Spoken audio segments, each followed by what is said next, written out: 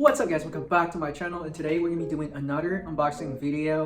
But in order to make today's video longer, I have decided to be talking about how I feel like Jordan and Nike brands can be doing this year, what kind of shoes they're going to be pushing and stuff like that. But just saying, everything I said is going to be on my own personal opinion. I'm going to be predicting myself, has nothing to do with their strategy or whatever. So hopefully you guys kind of like the content for today, and let's just get started. The shoes we're going to be unboxing today is right here. It is a pair of Jordan 1 Mid. Now you know why I have to add more stuff to talk about for this video. Believe it or not, this colorway is actually low-key popular, and lots of people are saying that, oh, this is definitely one of the best Jordan 1 Mid out there. So anyway, the colorway is college gray and light brown white, but everyone's calling it linen, so hopefully it's cool. I look in the box, nothing special. As you can see, just a normal Jordan 1 Mid box. Damn.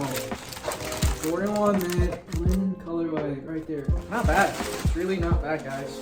Right here, so you can see it's right here, the Jordan 1 Mid linen colorway. Definitely understand why people are saying that this is one of the best mid colorway out there.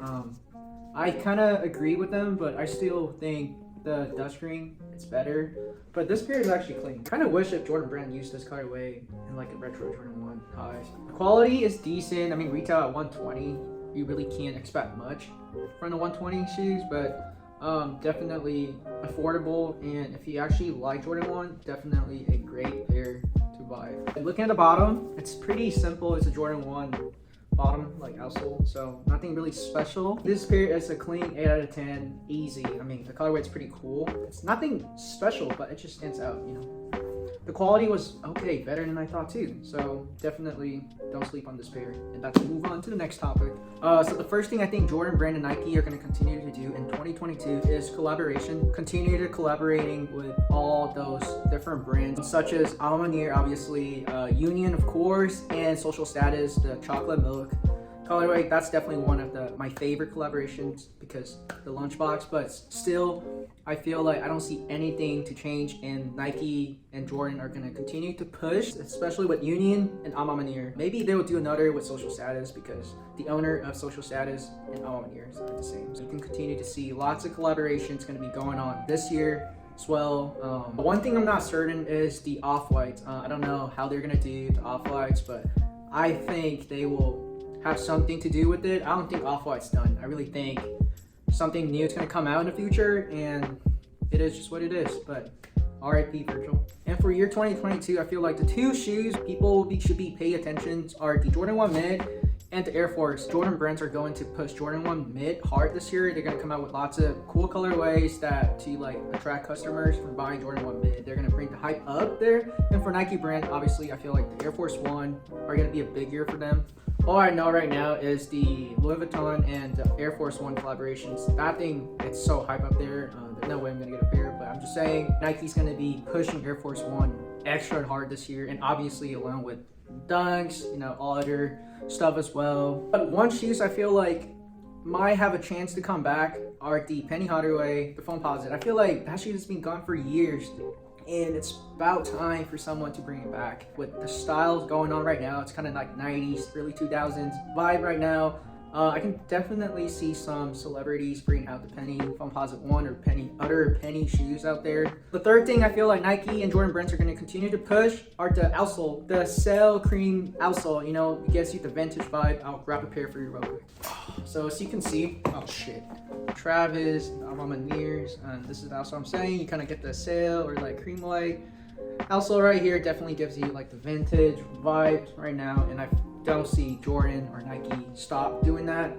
They're going to continue to do that till, I don't know, the trend burns out. But just saying, I know they're going to be just fine. Like Jordan Brand knows what they're doing. Last, and this has nothing to do with streetwear style at all. I love basketball and I watch basketball. And when I do play basketball like once a week, Kobe's are definitely my favorite hooping shoes. I believe Kobe's are lots of people's favorite hooping shoes, or the shoes to hoop in. And as you know, Nike are no longer able to produce any Kobe signature products. I hear like lots of NBA players are going out of their way trying to find Kobe's so they can like hoop in a game and stuff like that. And you know, Nike definitely has to find a solution, like find a pair to replace Kobe's. So like other players could be wearing stuff other than Kobe's. And And I feel like the shoes that Nike are going to push to replace Kobe's are the GT cuts.